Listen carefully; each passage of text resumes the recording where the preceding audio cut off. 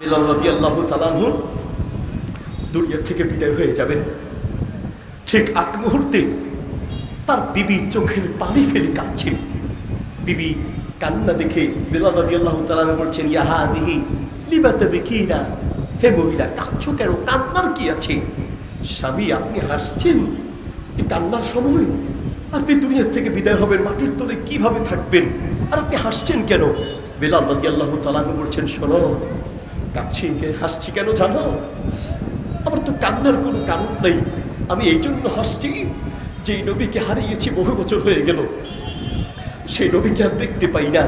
আমি যদি এখন দুনিয়ার থেকে বিদায় হই, নালকা মুহাম্মাদান ওয়া আসহাবাহু, আমি আমার নবীকে পাবো, সাহাবীদেরকে পাবো। আল্লাহু আকবার, রাসূলের সাক্ষাৎ পাবো।